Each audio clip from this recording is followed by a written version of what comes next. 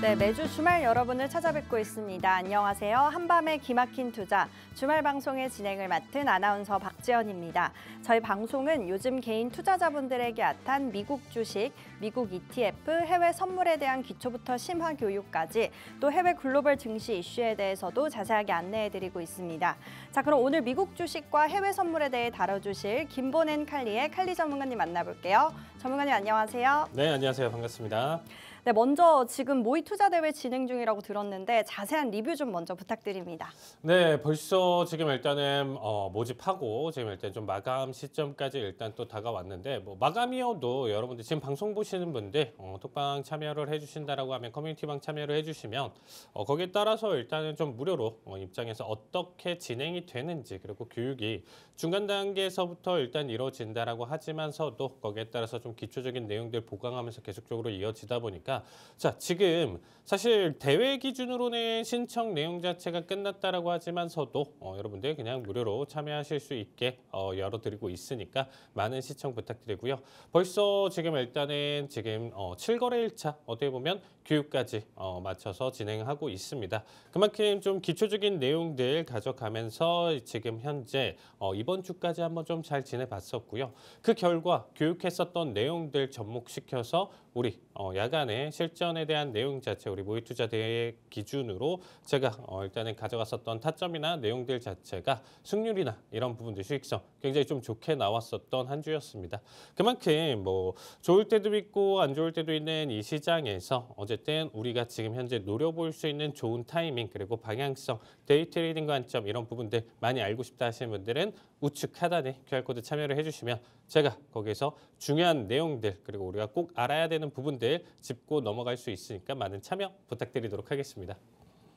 네, 좋습니다. 이번 주 미증시는요, 엔비디아가 시총 4조 달러를 돌파를 하면서 이 사상 최고가를 경신을 했습니다. 미증시 도대체 어디까지 올라갈지 오늘 전문가님과 자세한 투자 전략 세워보도록 하겠습니다. 전문가님 어떤 내용들로 준비해 주셨을까요? 네, 이번 한 주 기준으로 본다라고 하면 우리가 좀 이슈 내용 자체 좀 점검을 한번 해보고요. 현재 그래도 우리가 이 이슈들 중에서도 이제 또 가장 핵심으로 또 다가올 수 있는 부분 거기에 따라서 우리가 좀 가져갈 수 있는 히든 종목 어떤 게 있는지까지 준비를 했으니까 끝까지 채널 고정하시고요.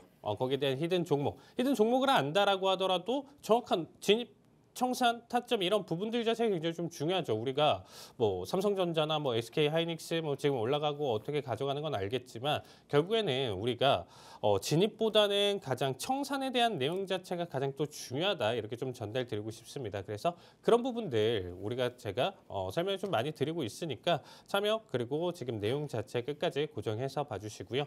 자, 이번 한 주 내용 자체 한번 좀 우리 같이 살펴보도록 하겠습니다. 자, 전반적으로 지금 일단은 좀 본다라고 하면 섹터 전반적으로 우리가 좀 긍정적인 흐름 자체를 가져갔었다라고 보시면 좋을 것 같죠.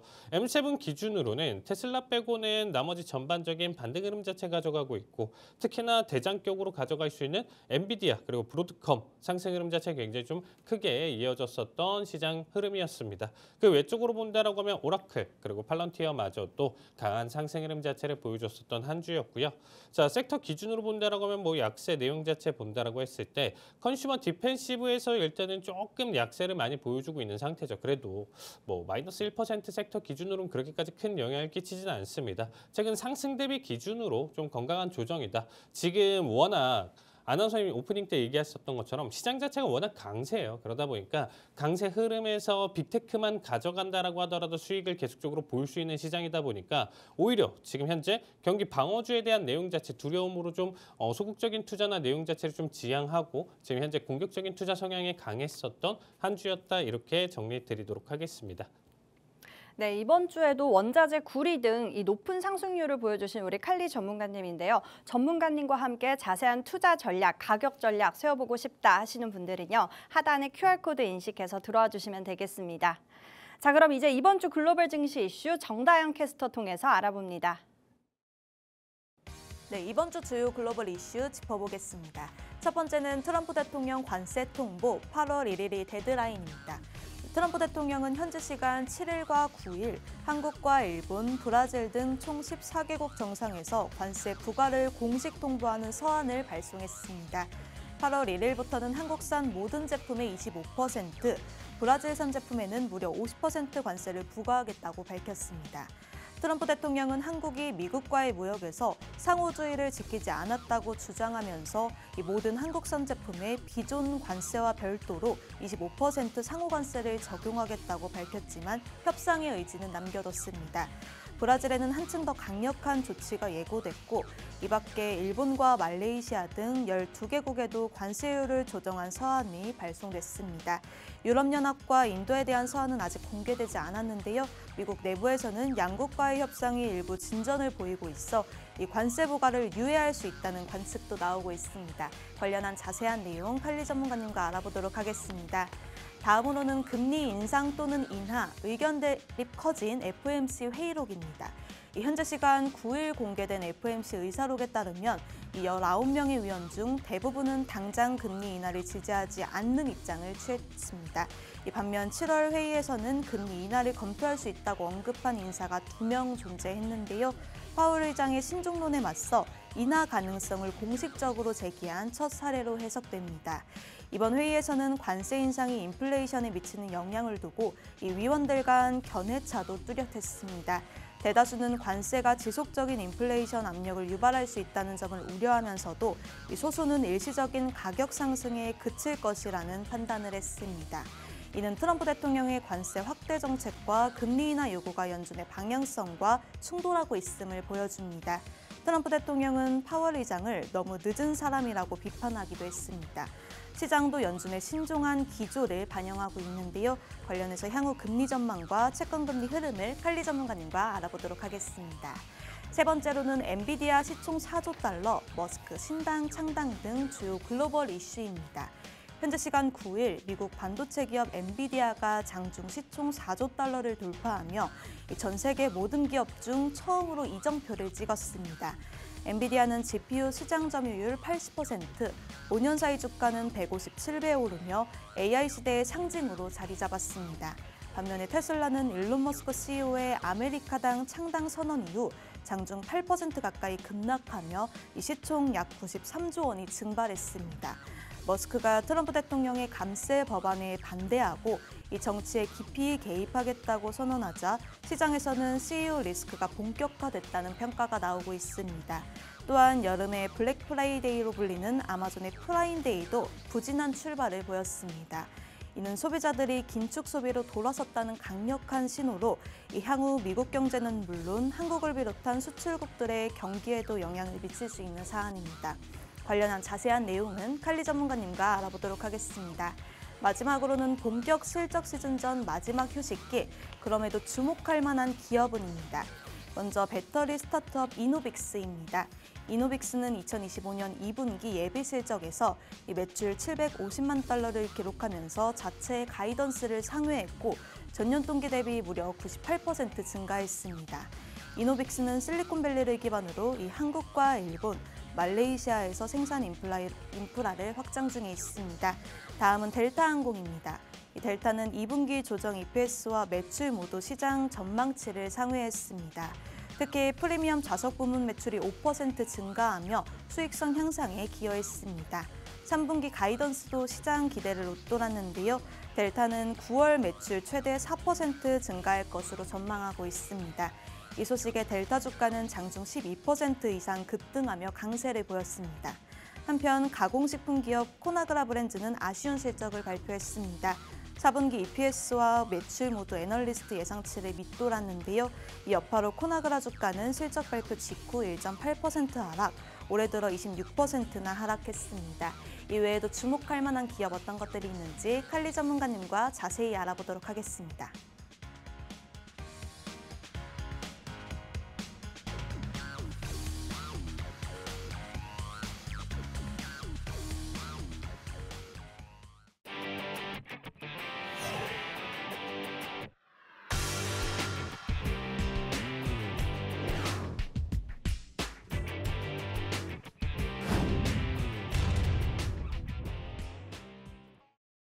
네, 이번 주 글로벌 증시 이슈 첫 번째 질문부터 보면요.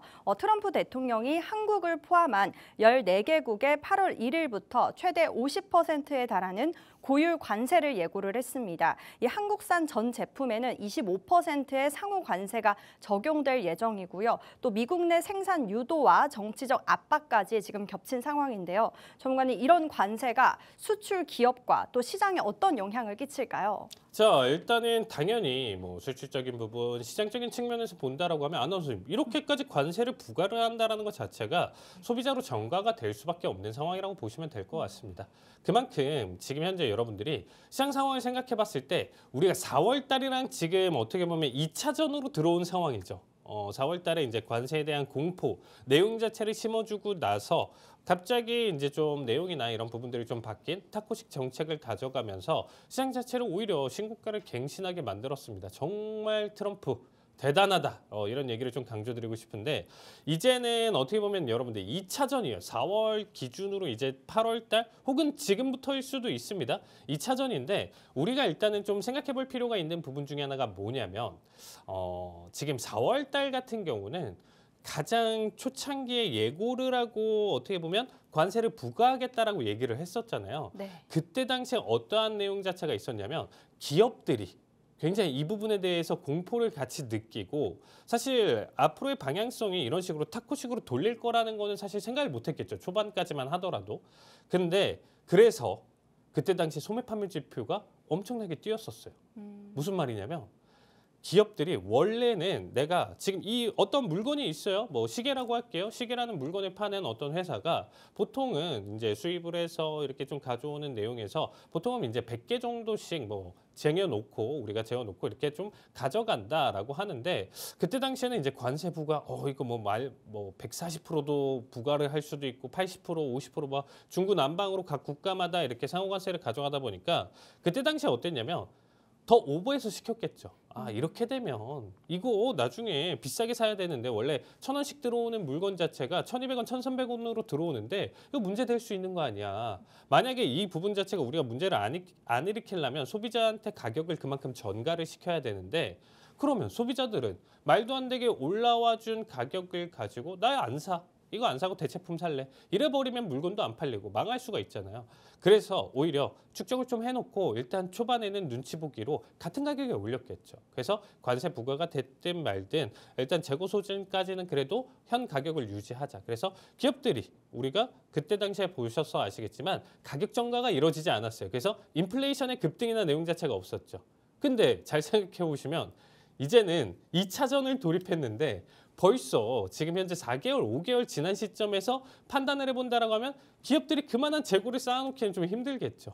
오히려 악성 재고가 될 수도 있는 거잖아요. 너무 크게 말도 안 되게 발주를 해버리면. 그래서 지금 현재에 대한 내용 자체는 2차전이고 이 부분 자체가 제가 강조드리고 싶은 내용이 소비자로서의 가격 전가가 온전히 이루어질 수도 있는 2차전이다. 그래서 그 내용을 가지고 사실상 훨씬 더 두려워해야 되는 2차전에 대한 내용인데 보시면 아시겠지만 뭐 브라질 50%, 미얀마 40%, 라오스 40% 이렇게 좀 가져가는데 사실 지금 오른쪽 내용 자체를 좀 보시면 아시겠지만 좀 비교 내용에서 좀 하향 조정한 데도 있고요. 오히려 이제 뭐 브라질 같은 경우는 최고 수준까지도 부과를 하는 모습을 보실 수가 있습니다. 그 외적으로 우리나라까지 이제 좀 생각해 본다라고 하면 뭐 동일하게 25% 가져가고요. 뭐 일본 같은 경우 24%에서 25%, 뭐 별 차이는 없죠. 그래서 뭐 사실 엄청나게 뭐 100%였다가 30% 됐다가 15% 됐다 이런 경우는 없고 지금 최저 관세율 수준 자체만 우리가 좀 평균적으로 놓고 본다라고 하면 그래도 25%에서 50%까지 좀 다양하지만 최소 장벽 자체가 25%가 이미 부과된 상황이다. 그러면 1,000원짜리가 1,250원이 되는 거고요. 1,000억짜리가 1,250억이 되는 거예요. 이것도 갭이 크죠. 억이냐 원이냐에 따라서 느낌이 여러분들이 좀 다르실 텐데 사실상 뭐 나라 기준으로 관세 품목으로 가져간다라고 하면 금액 자체가 억 단위, 많게는 전체적인 품목이나 기준으로 본다면 조 단위 이상의 금액이 왔다 갔다 하는데 굉장히 좀 큰 금액이다. 여러분들 이렇게 좀 생각하시면 되겠습니다. 그래서 지금 현재 그 외적으로 또 추가적으로 보여줬었던 게 최대 일단은 지금 200%의 의약품 관세 검토도 예고를 했고요. 그리고 구리 같은 경우는 50% 관세가 추가적으로 부과한다. 이 내용 때문에 단 하루 만에 구리 가격이 17%나 폭등을 보여줬습니다. 아나운서님, 네. 기억하시죠? 제가 이 방송에서 도대체 몇 주 동안 이 구리를 이렇게 얘기를 했을까요? 이 방송 꾸준히 시청하신 분들은 아시겠지만 네. 정말 꾸준히 시청하셔야 돼요. 제가 거짓말을 하는 게 아니고요. 선물 전체 원자재 통틀어서 단 하나의 종목만 얘기했어요. 예. 그렇죠? 네. 3주에서 한 달 동안 뭘 사셔야 된다? 구리를 사셔라. 근데 선물하기 싫어요, 선물할 줄 몰라요, 무서워요 하시는 분들 ETF나 개별 종목까지도 보셔라. 얘네가 이렇게까지 올라가는데 걔는 다 뛸 수밖에 없어요. 그래서 그 내용 자체를 강조를 드렸는데 우리가 잠깐 구리 차트를 좀 보시면요. 이미 선을 넘었어요. 제가 강조드렸었던 자리가 4.6달러, 4.5달러 이때부터 계속 얘기를 드렸었거든요. 지금 어디까지 올라갔나요? 5.8달러 넘고 5.9달러 때까지 올라왔어요. 이거 선물 기준으로 본다라고 하면 정말 한두 계약 내가 진하게 가지고 있다라고 하면 억 단위 이상 수익이었어요. 이건. 기본적으로 여기까지 몇 주도 안 돼서 지금 억 단위 이상의 수익을 가져갈 수 있는 부분이었고요. 뭐 이거 과대 포장이다. 왜? 지금 우리 이 방송이 선물에 대한 내용 자체를 강조를 하고 있잖아요. 그렇죠? 네. 우리는 선물에 대한 내용 자체를 설명을 드리면서 가져가고 선물 싫다 하시는 분들 ETF 들어가셔라. ETF, ETN 보셔라. 안 되면 개별 종목 보셔라. 본인의 투자 성향에 맞게 얘기를 드렸지만 구리 가격은 이만큼까지 올라갈 것이다라고 제가 몇 주간 강조드렸는데 이제 그러면 또 이런 얘기를 하세요. 이렇게까지 나와주고 뉴스도 나와주고 이 방송 보니까 알겠어. 이제 구리 사야 되겠구나라고 생각하시는 분들 안 됩니다. 이미 지금 생각할 수 있는 고점 터치했어요. 이제 끝났어요. 구리도 더 이상 이 방송에서 한동안은 얘기를 드릴 수가 없어요. 이거 뭐 최소 3개월에서 6개월 이상 지나야 다시금 매수 타이밍이 나온다. 혹은 선물에 대한 내용 자체로 인버스 투자나 내용 자체는 그 뒤에 조금 더 설명을 곁들일 수가 있지. 이제는 더 이상 제가 정말 좋은 자리다 강조드렸었던 거 이런 부분들이 다시금 또 쉽게 돌아오지 않는 자리라고 보시면 되겠습니다.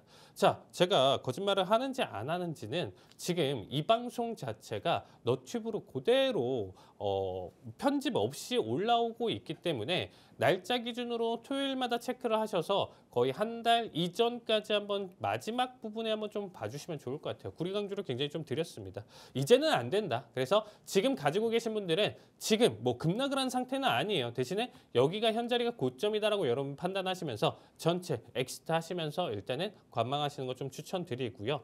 자, 어쨌든 제가 하나 더 또 강조드릴 만한 내용 자체가 뭐냐면 우리가 지금 현재 엇갈려요. 월가 평가 자체도 지금 현재 시장 자체가 굉장히 좀 엇갈리는 상황입니다. 누구는 지금 관세에 대한 내용 자체 우려로 결론적으로는 장기화 고착화될 것이고 거기에 따라서 시장이 급락을 할 것이다. 누구는 현재 시장 자체가 골디락스라고 명명을 하면서 균형을 이루면서 지속적인 성장 가능성이 있다라고 얘기를 해요. 뭐 둘 중에 한 명이 맞겠죠. 둘 중에 한 명이 맞겠죠. 떨어지든 오르든 결론적으로는 뭐 한 달이 됐든 두 달이 됐든 결론이 날 텐데 제가 드리고 싶은 얘기가 뭐냐면 트럼프가 진짜 트럼프 대통령이 대단하다라고 느끼는 게 뭐냐면 제가 이전에 아나운서 혹시 기억하시나요? 우리 이 하락에 대한 내용 자체도 제가 정말 많이 설명을 드렸을 때 여기서 지금 꺾고 다시 반등을 했을 때가 타코식 정책을 한다라고 했어요. 네. 타코. 뭐냐면 트럼프가 겁쟁이다.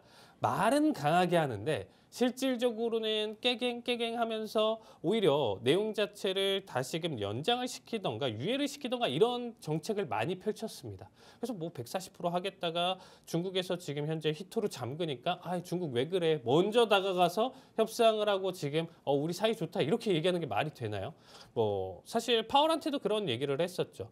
그래서 제가 오히려 이런 얘기를 드렸습니다. 이러한 과도한 타코식 정책 자체가 결국에는 양치기 소년이 될 수가 있고요. 트럼프 대통령이. 그 결과 미국의 브랜드 가치를 하락시키면서 낙폭을 계속적으로 키울 수 있다라는 내용 자체를 강조를 드렸습니다. 그런데 이 타코식 정책으로요. 역사상 신고가를 갱신했어요. 네. 대단하죠. 예. 그러면 이번에 8월 1일 관세 시행을 어떻게 시장이 바라보냐면요. 이거마저도 조금 시장에 조정이 나올 거나 뭐 이런 내용 자체가 나와주면 바로 트럼프가 또 9월, 10월로 유예를 시키면서 똑같은 타코식이 나올 거야 라고 생각을 하는 거예요. 그러니까 오히려 이 양치기 소년이 된 게 아니에요. 그냥 오히려 반대 상황으로 또 트럼프가 또 얘기하다가 또 말 바꾸겠지. 결국엔 시장 상승하겠지. 이게 지금 앞에서 끝났을 내용 자체가 5월 달 지나가고 6월 달 지나가고 현재 7월 달에 지나가다 보니까 사람들이 이제는 여기에 적응이 된 거예요. 그래서 언제나 막연하게 계속적으로 올릴 것이다라는 기대감에 거기에 대한 투자, 매수세가 계속적으로 이어진다라고 보시면 되겠습니다. 대신에 지금 우리가 한풀 꺾일 수 있는 관점은 분명히 존재를 하지만 여러분들 이 방송 보신 분들한테는 굉장히 좀 많이 도움이 되실 거예요. 우리가 꺾인다라는 거는 웬만한 어설픈 이슈로는 안 꺾인다. 그래서 기존 수준의 전쟁이 지금 뭐 다시 도발을 하고 이란과 이스라엘 나온다? 절대 안 꺾여요. 그런 수준으로 꺾는 건 아니에요. 오히려 미국이 실질적으로 참전을 한다. 미국에서 어떠한 대형 은행주가 망가진다. 우리가 리먼 사태 수준으로 혹은 어떠한 내용 자체에서 되돌릴 수 없는 수준의 실업률이 나와주고 여기에서 한 번 더 그 내용 자체가 반복이 된다. 이 정도 수준이 아닌 이상 시장은 꺾이기 힘들다. 그래서 지금은 횡보 또는 상승에 대한 내용 자체로 바라보시면서 단타성 내용 자체가 굉장히 좀 좋아요. 그래서 주식 개별 종목 자체도 오히려 다음 주 기준으로도 3%, 5% 내용 자체로 우리가 개별주 종목 장세로 한번 좀 타이밍을 보셔도 나쁘지 않다. 지난주 역시도 한 주간 데이터로는 상승한다고 제가 분명히 이 방송에서 얘기 드렸어요. 그래서 한 주 기준으로는 지금 당장의 충격을 줄 만한 요소가 없기 때문에 다음 주 역시도 여러분들 그냥 지금과 비슷한 수준으로 이어갈 가능성이 높다 이렇게 보시면 좋을 것 같습니다. 네, 관세로 인해 이제는 이전과 같이 또다시 한 번 더 상승의 여력이 남아 있다라고 투자 전략 세워주셨습니다.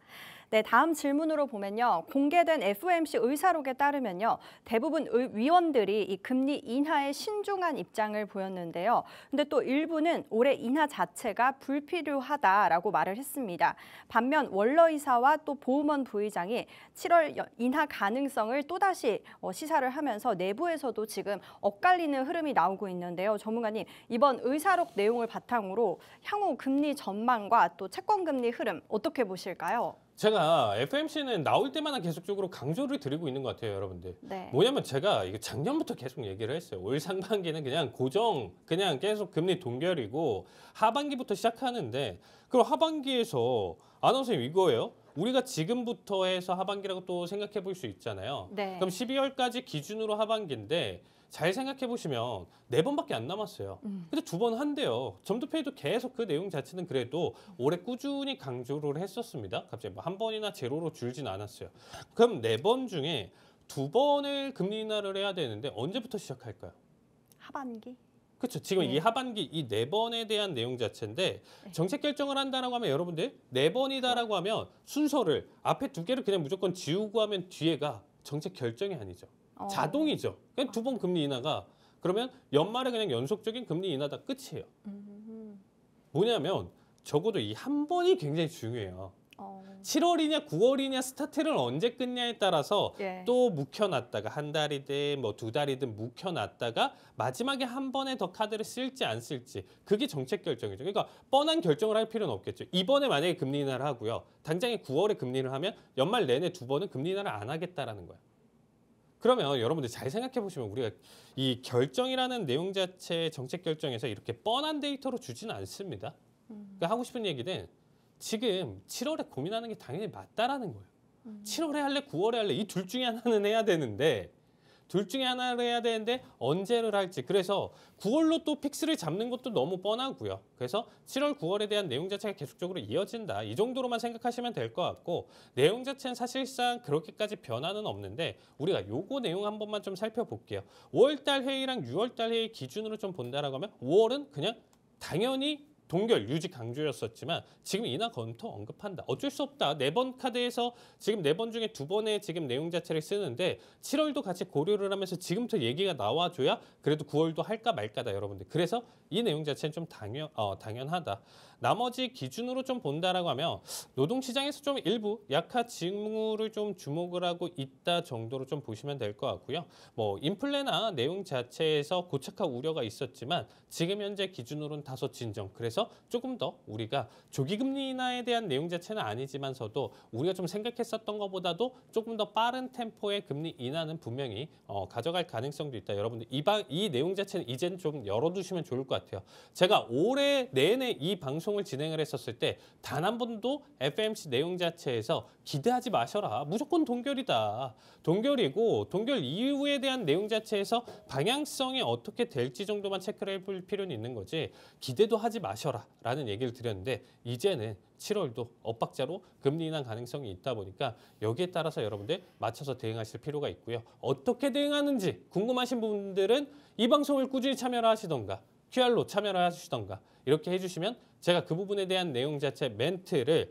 우리 방은 아침 저녁으로 계속 쉬지 않고 멘트를 계속적으로 올려드리고 있어요. 중요한 내용들만. 그래서 여러분들이 그 부분만 얻고 싶으신 분들도 참여해서 이 부분 혜택 많이 가져가시길 바라도록 하겠습니다. 네, 생각보다 빠른 템포의 금리 인하 가능성이 보인다라고 전략 세워주셨습니다. 좀 더 구체적인 투자 전략 필요하신 분들은 하단의 QR코드 인식해서 들어와 주시면 되겠습니다. 네, 세 번째 질문 보면요. 현지 시간 9일 엔비디아가 사상 처음으로 시총 4조 달러를 돌파를 하면서 이 AI 시대의 상징으로 자리를 잡았습니다. 반면 테슬라는 이 머스크의 정치 선언 여파로 주가가 급락하기도 했고요. 또 아마존 프라임데이는 소비 위축 속에 기대에 못 미친 성적을 기록을 하기도 했습니다. 전문가님, 이번 흐름 속에서 이 AI 대장주와 소비주 그리고 정치 리스크에 의한 우리 불확실성 어떤 걸로 우리가 봐야 할까요? 사실상 이제는 얘기하신 대로 각각이 다 대장 종목이거든요. 근데 얘네가 지금 현재 지수 끌어올리면서 같이 계속 올라왔어요. 그러니까 뭐 개별 호재나 내용 자체가 크게 있지는 않은데 그냥 지수가 흘러가다 보니까 같이 따라서 계속 수급이 몰리면서 올라와 준 종목인데 이제는 많이 올라왔잖아요. 우리가 진짜 객관적으로 판단할 때 신고점 갱신하면서 많이 오른 상태잖아요. 그럼 약간의 얘기하신 대로 개별적인 이슈로 움직일 수가 있다는 거죠. 그러니까 뭐 나스닥 지수나 S&P 지수가 오늘 뭐 0.5% 올랐네요라고 하는데 엔비디아는 2% 올랐는데 테슬라는 3% 빠지고 뭐 아마존은 5% 빠지고 뭐 애플은 3% 오르고 이런 식으로 좀 엇갈리는 흐름 자체가 나와줘도 지수는 그렇게 받쳐줄 수 있다라는 거예요. 그래서 약간의 이 대장 종목들에서 먼저 엇갈린 흐름 자체가 먼저 만들어질 거고 그 내용 자체에서 조금 더 삐걱거린다라고 하면 지속적으로 전체 M7들에서 낙폭 자체에서 추세의 하락 신호탄이 시작될 것이다라고 보시면 좋을 것 같습니다. 결국에는 한 번은 꺾이게 돼 있어요. 여러분들 꼭 그 부분은 생각하시면서 시장 봐주시면 될 것 같고 자 4조 달러 돌파를 가져가고 있는데 이전에도 3조 달러 돌파에 대한 내용 자체가 엊그제 같은데 벌써 또 4조 달러나 돌파를 해준 모습입니다. 그 내용 자체에서도 일시적인 조정이 있다 보니까 오히려 가격적인 측면에서 300달러, 400달러 이런 부분들이 제가 라운드 피겨라고 교육 시간 때 강조를 드렸습니다. 근데 시총 자체가 딱 4조 달러, 이 커트라인에 대한 내용 자체 부분도 우리가 라운드 피겨로 작용을 할 수 있다고 보시면 좋을 것 같아요. 자, 엔비디아 뭐 말할 필요도 없죠. 뭐 AI 데이터 센터 수요 급증과 내용들 가져가면서 뭐 지금까지 달려오고 있고 계속 지금 기분 좋게 올라와주고 있는데 얘도 결국에는 그 흐름 자체에서 꺾일 가능성이 굉장히 좀 높은 시점으로 바뀌었다라는 거죠. 매출 자체가 100억, 200억, 300억, 400억, 500억, 600억 이런 식으로 지금 계속 올라온 상태예요. 그러면 1000억, 2000억, 3000억, 4000억, 5000억이 올라가는데 이게 뭐 한도 끝도 없이 꺾이는 거 없이 계속적으로 올라갈 수 있는 부분은 아니다라는 거죠. 결국에는 뭐 5000억 됐을 때 이제는 4900억, 4800억 이런 식으로 좀 꺾이는 이 시점에서 많은 기관 투자자들이나 개인 투자자들이 이 부분에 대한 우려를 가지면서 아 이제 꺾일 때가 됐다 하면서 단기적인 큰 엑시트가 나올 수도 있다라는 거죠. 그래서 그 부분만 좀 조심하면 될 것 같아요. 근데 전반적인 흐름에서는 갑자기 이제 데이터 센터 안 할 거야 라고 하면서 뚝 잘라서 거기에 대한 사업을 분리시킨다, 뭐 가져간다 이런 부분들은 없을 거니까 시황적인 측면이나 내용 자체에선 괜찮지만 그 부분을 못 따라가는 주식의 엇박자 낙폭을 가져갈 가능성은 높다라고 보시면 좋을 것 같고요. 그 외적으로 지금 일단 좀 테슬라가 가장 또 말썽이에요. 테슬라가 말썽인데 아메리카당을 결국에 이제 또 창당에 대한 내용 자체 결국에는 지키고 있습니다. 이 얘기는 결국에 이 감세 법안 그렇게 비판을 하면서 결국 통과되니까 그럼 아메리카당 창당할 거야. 결국에 이런 식의 행보, 정치적 행보를 보여준다는 것 자체가 사실 좋지는 않아요. 테슬라 입장에서 오너 자체가 아나운서님 우리나라에서 갑자기 지금 일하고 계시는 이재용 회장님이 갑자기 정치를 하겠대요. 창당을 하고. 그러면 삼성전자 지금 뭐 주가나 내용 자체도 지금 지지부진한데 지금 뭐 딴짓을 해? 라고 하면서 오히려 안 좋은 이슈가 되는 거예요. 똑같은 겁니다. 더 심하게 하락을 하면 하락을 했지 오히려 도움은 안 될 것이다. 그래서 오히려 이 싸움에서 가장 크게 패배를 하는 거는 머스크고 그 머스크의 여파로 인해서 테슬라가 단기적으로는 너무 안 좋은 상황. 일단 뭐 판매량이나 이런 부분들마저도 안 좋은데 뭐 그렇게까지는 아니지만서도 앞으로의 뭐 방향성이나 내용 자체가 완전히 로보택시를 성공시키지 않는 이상은 저는 좀 힘들 것 같아요. 자, 그리고 거기에 따라서 우리가 또 아마존 프라임데이 이 내용 자체도 굉장히 좀 중요합니다. 그러니까 아마존 자체 투자하신 분들은 당연히 보셨을 거라고 보고 있는데 우리가 소비 위축이나 내용 자체로도 판단할 수 있는 오히려 지표적인 측면으로 보시면 돼요. 아마존 자체가 어떻게 보면 하나의 지표라고 생각하시면 되겠습니다. 소비에 대한. 우리나라로 보시면요, 여러분들 정말 더 큰 쿠팡이라고 보시면 돼요. 미국에서. 그만큼 지배력이나 내용 자체가 어마무시한데 얘네에서 지금 소비나 내용 자체가 꺾인다? 미국 전반적인 소비 판매에 대한 지표, 내용 자체로도 판단을 해볼 수가 있겠죠. 자, 지금 오히려 데이 원, 첫날 매출 자체가 전년 대비 41%나 감소를 했다라고 보고를 하고 있습니다. 자, 일부 보고서에서는 14% 감소에 대한 내용 자체까지도 있는데 사실 지금 기준으로는 관세 내용 자체 때문에 오히려 지금 비싸지기 전에 또다시 수급이 몰릴 가능성은 있지만 저는 글쎄요, 물음표라고 생각하고 있습니다. 연말 소비 시즌 아닌 이상 아마존 프라임데이에서 지금 이렇게 나와주는 것 자체는 우려를 표할 거고 이 부분에 대해서도 일부 우리가 하락 트리거로 초창기 내용 자체로 생각해 볼 수 있으니까 이 내용은 계속적으로 여러분들이 좀 관심을 가져주시면서 전체적으로 지금 첫날 그리고 이제 마지막 날 전체 평균 내용 자체가 어땠는지 나와주면서 판단하는 거 이것도 하나의 소매 판매 지표로 여러분들이 봐주시면 좋을 것 같습니다.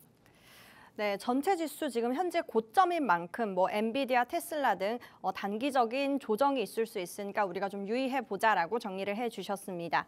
네, 마지막 질문 보면요, 이노빅스는 매출과 총이익 모두 예상을 웃도는 성과를 내면서 이 3분기 연속 흑자를 이어갔고요. 델타항공 역시 프리미엄 수요 덕에 실적과 가이던스 모두 다 서프라이즈를 기록을 했습니다. 또 반면 코나그라 브랜즈는 실적 부진 여파로 지금 올해 들어 주가가 26%나 하락하고 있는데요. 전문가님 바로 또 지난 방송에 델타항공 히든 종목으로 주셨잖아요. 네. 예상대로 홀실적이 나왔는데 이런 엇갈린 실적 속에서 우리가 어떤 종목을 좀 주목을 해봐야 할까요? 자, 제가 얘기 드렸었던 대로 가요. 그러니까 이 방송을 안 보신 분들이 얻는 게 많이 없으실 거예요. 왜냐면 지금 굉장히 좀 중요한 타이밍에서 분명히 제가 종목을 안 드리는 게 아니고 이 방송에서도 굉장히 언급드렸었던 거 몇백 프로씩 갑자기 일주일 만에 올라가는 경우도 있었고요. 우리 아나운서님 기억하시나요? 지난주에 이제 뭐 철강에 대한 내용 자체 가져가면서 뉴코 코퍼레이션 이 내용 자체가 굉장히 중요하다. 트럼프가 밀어주고 정책 방향성에서 가장 대장주가 될 것이다라고 했었는데 네. 차트 보세요. 지금. 차트 보세요. 쉬지 않고 올라가고 있어요. 지금. 그냥 한 주 기준으로도 쉬지 않고 올라가는데 우리가 지금 방송 일주일마다 한 번씩 하다 보니까 최소 5거래일 전에 대한 데이터에서도 올라가고 있고 그 전부터 우리가 좀 판단해 본다라고 하면 충분히 지금 현재에 대한 상승 내용 자체가 어마무시하죠. 그리고 서클 인터넷. 이 내용 자체도 우리가 히든 종목 내용 자체로 제가 좀 설명드렸었는데 100 초반에서 300달러대까지 올라왔어요. 지금 200달러 버티고 있으면 이것도 괜찮은 수준입니다. 오히려 한 번 더 치고 올라갈 수도 있다 보니까 이 내용 자체 봐주시면 될 것 같고요. 지난주에 델타항공 같은 경우는 지난주에도 살짝 언급을 드렸어요. 제가 애증의 종목이다라고 얘기를 좀 드리면서 가져왔었는데 최소 지금 현재 우리가 그래도 기술적으로 50 초반에서 60대까지는 볼 수 있으니까 한 20% 정도는 우리가 그래도 기분 좋은 좀 수익을 낼 수 있다 보니까 들어가 보셔도 괜찮다라고 이 방송에서 지난주에 언급드렸었는데 뭐 그냥 실적 기준으로 단 하루 만에 12% 폭등을 보여줬습니다. 자, 지금 이노빅스 같은 경우는 지금 510만 달러로 가이던스 상단 초과를 했어요. 그리고 이제 방산수주 같은 경우는 하반기 성장을 위한 기반 확보를 또 보여주면서 얘네 역시 지금 현재 상승이나 내용 자체가 원웨이로 계속적으로 가져가고 있습니다. 이런 종목 같은 경우는 기술적 파동이나 내용 자체를 계속적으로 좀 그리면서 이쁘게 가져가다 보니까 한 번씩 치고 넘어갔을 때 이전처럼 똑같이 빠지겠지라고 생각하기보다는 이렇게 호재성이나 내용 자체가 받쳐졌을 때 진하게 한번 더 크게 달려갈 가능성이 높다라는 거죠. 아직 14달러 내용 자체 가져가는 수준에서는 이전 고점이나 내용 자체를 한번 도전을 해볼 수가 있다라는 겁니다. 그래서 100% 이상의 수익을 조금 더 기대할 수 있는 종목이라고 보시면 될 것 같고요. 델타항공은 뭐 이전에 뭐 지금 좀 설명을 드렸었지만 뭐 영업이익 자체가 지금 현재 13% 정도 마진을 좀 가져가면서 오히려 매출 자체가 전년 동기 대비 1% 증가를 보여줬는데 영업이익이 지금 13% 마진을 좀 가져왔어요, 이번에. 그러면 뭐 이 내용 자체로 뭐 전년 대비 기준으로 조금 더 체크를 해볼 필요는 있지만 그래도 나쁘지 않다. 그리고 유가 하락에 대한 내용 자체에서 충분히 좀 수혜를 보고 있는 게 항공주다 보니까 지금 현재 실적이나 내용 자체에서 충분히 기대를 해볼 수 있다라고 얘기를 드렸고요. 단발적인 급등이 또 나와줬기 때문에 거기에 따라서 일부 지금 가지고 계신 분들은 50%, 70% 정리를 하시면서 나머지 추가적으로 이거는 다 엑시트 하실 필요는 없습니다. 추가적으로 좀 관망하시는 것 좀 추천드리도록 하겠습니다. 네, 델타항공 또 뉴코퍼레이션 등 많은 수익을 내주셨는데요. 이런 종목 나도 얻어가고 싶다 하시는 분들은요. 하단에 QR코드 인식해서 들어와 주시면 되겠습니다. 네, 이어서 이번 시간은요. 해외 주식에 관심은 많은데 아직 접근을 못 하셨거나 아니면 접근을 했는데 너무 어렵다고 느끼는 우리 시청자분들을 위한 해외 주식 기초 5분 완성 시간입니다. 자, 이번 주에는 어떤 내용으로 들고 오셨는지 바로 확인해 볼게요. 네, 오늘 제가 준비한 내용 자체는 MP머터리얼즈입니다. 자, 이 종목 같은 경우는 지금 딱 보시면 아시겠지만 호가 지금 갭을 크게 띄워주면서 무려 50% 급증을 보여줬어요. 우리나라에선 볼 수가 없죠. 왜? 우리나라는 상한가가 30%로 정해져 있으니까. 미국은 상한가가 없습니다. 여러분들 뭐 100%, 200% 단숨에 올라가는 종목들도 존재를 해요. 그럼 얘네가 뭐 어떤 종목이냐, 어떤 지금 현재 기업이냐 보면 미 국방부에서 지금 현재 MP머터리얼즈의 최대 주주로 등극을 했습니다. 히토류 업체예요. 히토류. 우리가 히토류 얘기가 계속적으로 나와주는데 오늘자 교육할 내용 자체 간단하게 빠르게 히토류에 대해서 알아보도록 하겠습니다. 자, 히토류. 일단 영어로도 Rare Earth Element 그러니까 어떻게 보면 지구의 요소 중에 굉장히 드물다, 희귀하다라는 얘기예요. 그만큼 많이 없다라는 거죠. 주기율표에서 이제 란타넘족 15원소 그리고 이제 뭐 스칸듐, 이트륨 포함해서 17개의 원소가 존재를 하는데 뭐 어렵죠. 화학 전공이나 화학을 이제 잘 모르신 분들은 생소하실 분들이 좀 많으실 텐데 사실 중국에서 많이 생산을 한다. 생산을 하고 지구에 널리 분포를 하지만 정제 분리 공정이 어려워서 중국 쪽에서 지금 생산량 기준으로 지금 70% 이상, 정제 가공 분야는 90% 이상 그냥 중국이 다 잡고 있다. 그래서 미국이 그렇게 관세 부과를 했는데 히토류 잠근다니까 깨갱을 했었던 결과예요. 그러니까 미국도 할 수 있지만 사실 굉장히 좀 그만한 수율이나 내용 자체 그리고 가공이나 생산 시설이 부족하니까 이렇게 좀 결과를 가져오는데 히토류에 대한 내용 자체는 앞으로도 계속적으로 좀 전쟁적으로 이루어질 것이고 이때 한번 좀 느꼈을 것 같아요, 여러분들. 미국이 진짜 중국을 견제하고 싶고 뭔가를 하고 싶은데 이 히토류가 잠기면 본인들도 크게 망가질 수가 있다 보니까 어떻게 할 수 있는 상황은 아니잖아요. 그래서 이 히토류에 대한 내용 자체를 조금 더 자체 생산이나 내용 자체를 조금 더 최대한 돌릴 수 있게 정책을 좀 펼칠 가능성이 높다라고 보시면 될 것 같습니다. 사실상 그래서 50%나 급등을 했었던 MP머터리얼즈 같은 경우가 세계 생산량의 미국의 이제 세계 생산량 자체 15%잖아요. 여기서 어떻게 보면 유일 상업 강산이라고 보시면 될 것 같습니다. 그래서 MP머터리얼즈 있고요. 그 외적인 기업들 내용 자체에서도 우리가 아직 안 오른 종목들, 급등하지 않은 종목들 티커명을 이렇게 공개를 드렸습니다. 그럼 이걸 다 살 필요는 없겠죠. 그래서 여기 안에서도 우리가 고를 수 있는 가장 지금 현재 타이밍 내용 자체 제가 QR로 참여를 해주시면 여기서 골라서 설명을 드릴 테니까 모르겠다. 그리고 질문 주시면 여기서 가장 좀 지금 현재 타이밍에서 괜찮은 종목에 대해서 선별을 해드릴 테니까 다 공개하지는 않을 거예요. 이 방송에서. 그래서 이 내용 자체 궁금하신 분들은 많은 참여 부탁드리도록 하겠습니다. 네, 이번 주에는 히토류에 관해서 설명을 해주셨고요. 히토류에 대한 히든 종목 궁금하신 분들은 하단에 QR코드 인식해서 들어와 주시면 되겠습니다. 네, 그럼 다음 주 글로벌 증시 이슈 정다영 캐스터 통해서 알아봅니다.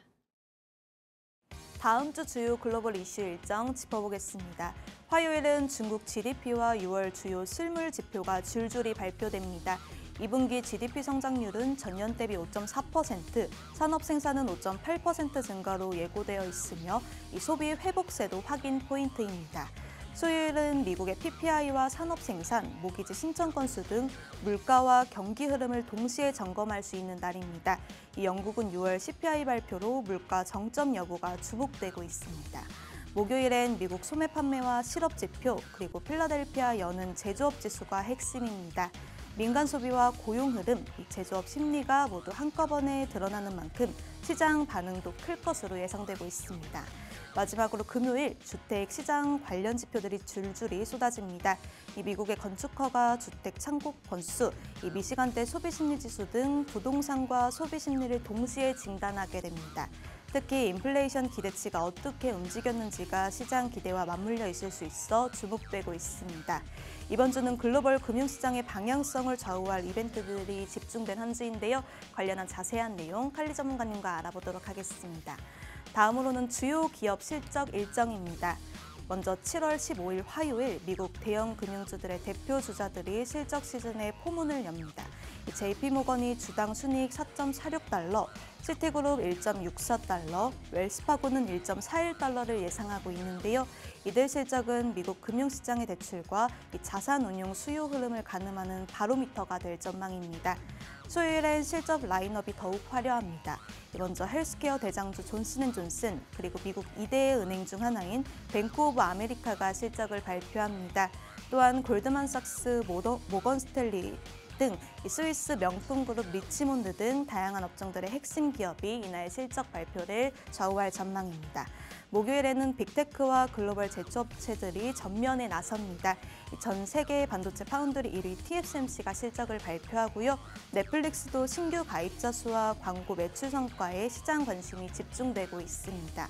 이외에도 GE 에어로스페이스, 노바티스, 펩시코 등 이 글로벌 산업 헬스케어 소비재 대표주들의 실적도 예정되어 있어 시장의 변동성이 커질 수 있는 한 주가 될 전망입니다. 관련한 자세한 내용 칼리 전문가님과 알아보도록 하겠습니다.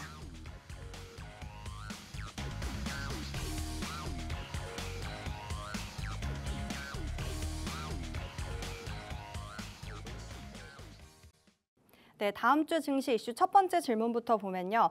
중국 GDP부터 미국의 CPI, PPI, 소매 판매와 소비 심리 지표까지 이 글로벌 경기 방향성을 좌우할 핵심 이벤트들이 지금 줄줄이 대기 중입니다.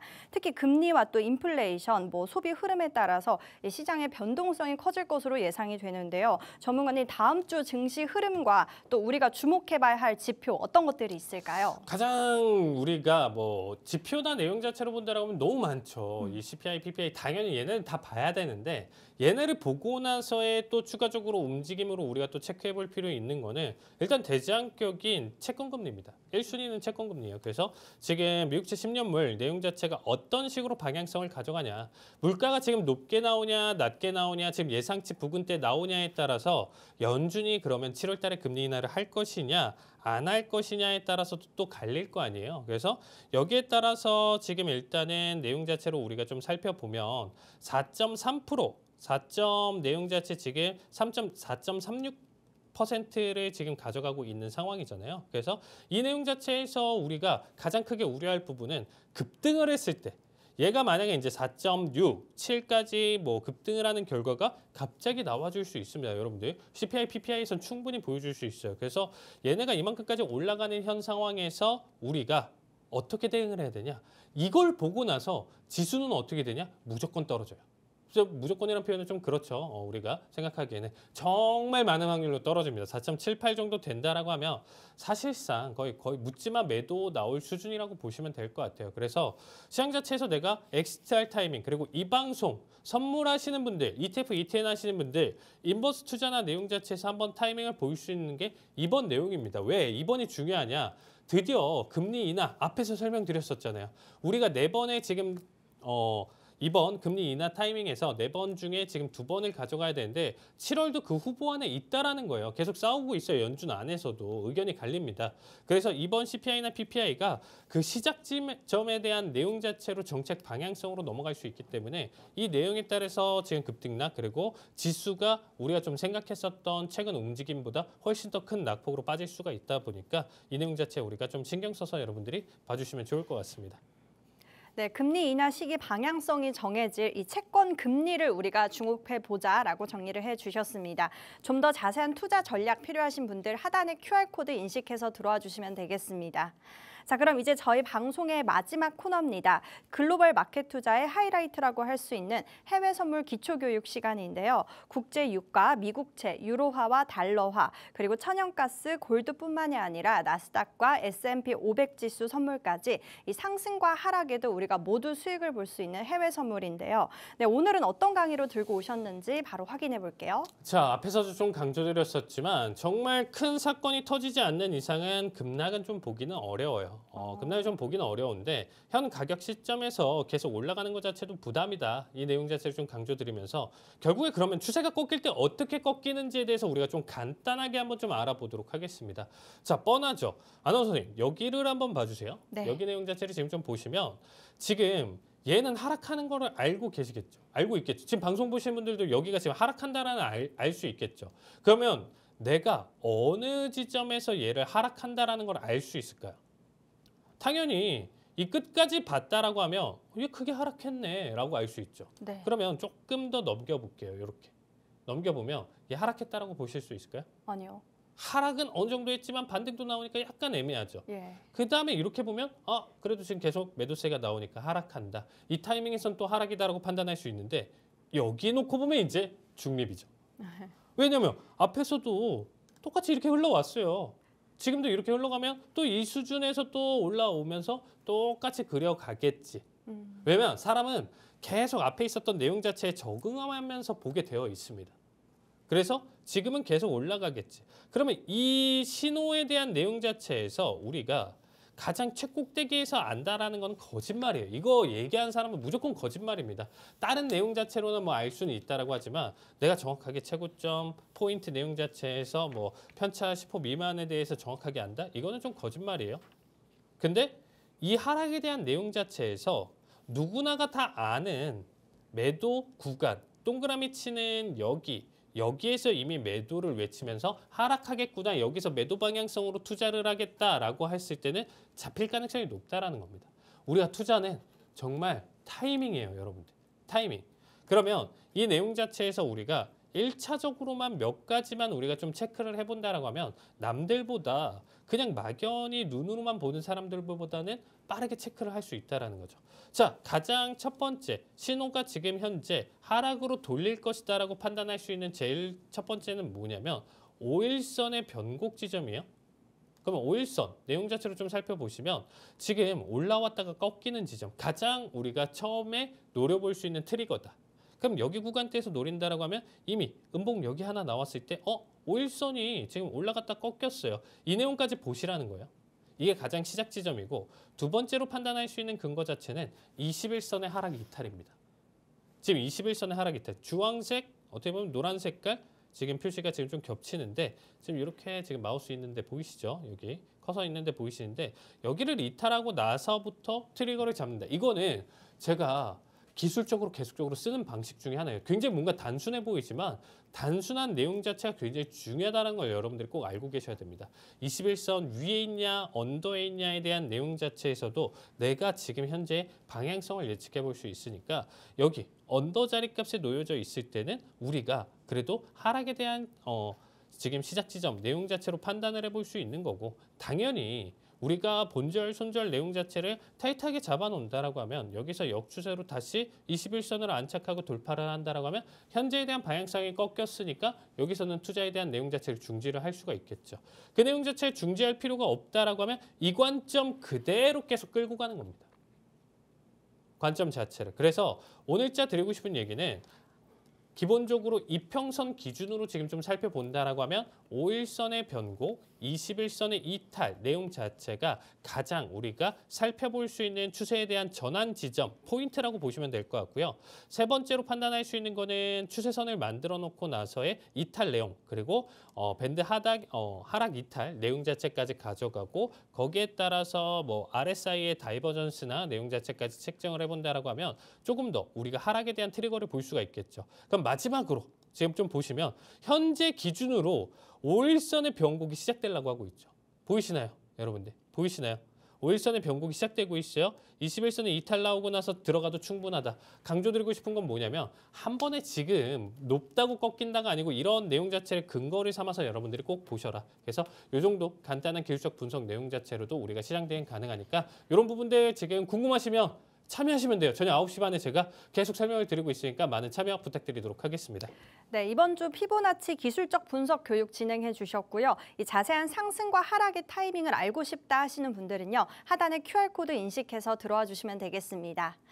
네, 오늘 저희가 준비한 내용은 여기까지입니다. 본 방송에서 제공되는 정보는 투자 판단에 대한 참고 자료일 뿐이며 해당 종목에 대한 상승과 하락은 보장드리고 있지 않습니다. 저희는 다음 시간에 뵙도록 하겠습니다. 시청해주신 여러분 고맙습니다.